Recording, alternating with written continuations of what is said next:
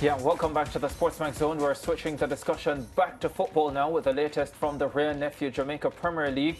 Match week 23, a round of rescheduled games ended on Thursday at the Anthony Spalding Sports Complex with a SportsMax TV doubleheader. In the first match, title holders Cavalier in 5th took on relegation-threatened Habour View. Here is how that match unfolded. As we take a look at the full-time highlights here, the goal came early in the 6th minute. That was a delightful ball from Trayvon Reed. And got Stewart with a wonderful finish. Running off the back of Giovanni Leng. And converting well. Opening his account this season. Got Stewart.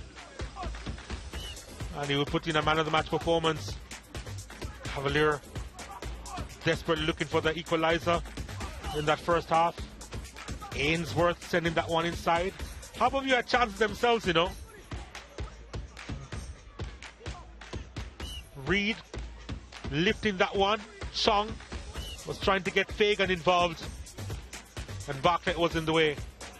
And then Rowan Brown, his effort wide of the mark. Atkinson slipping that one through. Ainsworth. And then another opportunity to come from King straight at Akeem Bennett. It's a big chance. Then Chong with it. Lovely reverse pass to Fagan. Couldn't hit the target. Couldn't double the advantage. Here's Leng. Had a pop himself. Over the top. And Calvin. Jalmara Calvin with the delivery. And Bennett did really well to collect that one. At the highest point. Good performance today from the custodian. Ball inside the area. Bennett on the line. It was King with the opportunity again, you know, with the header. Headed it straight down to Bennett. And then King, first off the shoulder, then the shot. Wide of the mark. He had the majority of the chances in this game, Richard King. And then the shot there from Stein came off the arm of Johnny Talbot. Referee didn't see it. And then this one was knocked inside the box. Lovely bit of skill from Jalmara Calvin. And then Atkinson. And then King. His effort was charged down. And then Leng. And then Dunn. And no issues for Bennett. Well, not legal issues at any rate. And that was that. Yeah, not legal issues indeed. So Habour View putting off the upset there. Let's hear from both coaches. First, a visibly disappointed Rodolph Speed, and then Habour View's Damien Stewart. Well, I thought we still did well enough not to lose the game. It was one of those games. Is it unfortunate that most of the chances fell to your number 5, your centre-back? It's not unfortunate. I mean, there's no position. You get the goal, you need to score it. But I just thought that there was some calls that look a little way would have helped, you know, would have helped us not to get at least even a point. The penalty plus the goalkeeper fall down and drop the ball, and, you know, I don't know what is happening, but we need better than this. You know, thank God for the victory. It's been coming. I think from the Mount Pleasant game we've been playing well, but I think the result has been unfair to us, so I have to give thanks for the result today. As a team, we defended better today. I think they wanted to win today, and the fact that we got the lead, they were more determined to keep it, and I think that's what brings us through for the victory today, the hard work and the fight to get there. Yeah, 2 wins and a draw in their last 5. Habour View now in the feature encounter. Second place, the Arnett Gardens battled to a goalless draw with Portmore United. Let's get the reactions now from both camps. Everything that we threw at them today, we knew it was going to be a stubborn Portmore team, and they showed up very stubborn today, but we give thanks for the draw. It's an important one, and we move on from there. I think it was a solid performance, especially defensively, and even offensively. I think we got some very good chances. We got some very good situations in the final third that I think we should have executed better. But, Arnett also played well. They hit the crossbar in the first half, and they were quick on the counter and we were ready for it. I think it's we could have nicked it, but you have to respect what Arnett is doing in the league at home also. So, we're not really happy, but we came here with the idea of coming away with something.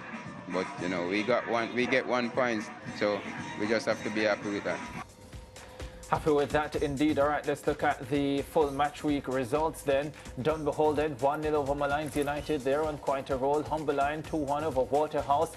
Mount Pleasant 1-0 over Chapperton Maroons. Tivoli Gardens 2-1 over Vere United.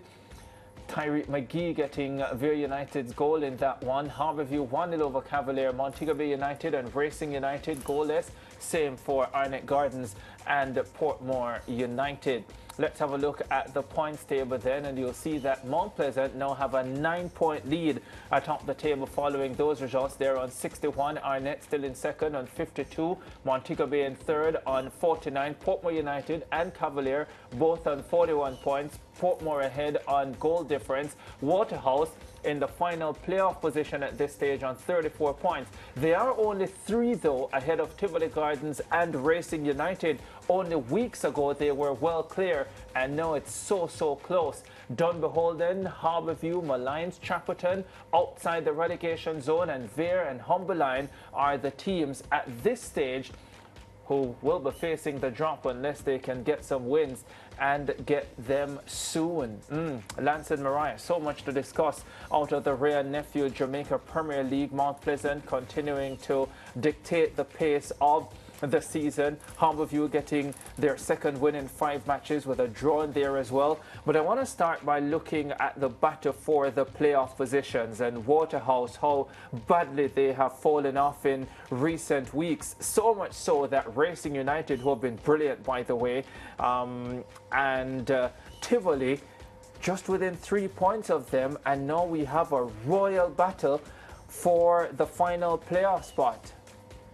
Yeah, you know what? I'm happy you mentioned Racing just now, Ricardo, because they, having had a sort of tame start to their debut season in Premier League football, I think are on an 8-game unbeaten run at the moment and positioning themselves for a run at a playoff spot. They have Anthony Patrick boys, a lot of youth and a lot of confidence. So Racing is definitely challenging. Tivoli having a very spotty season.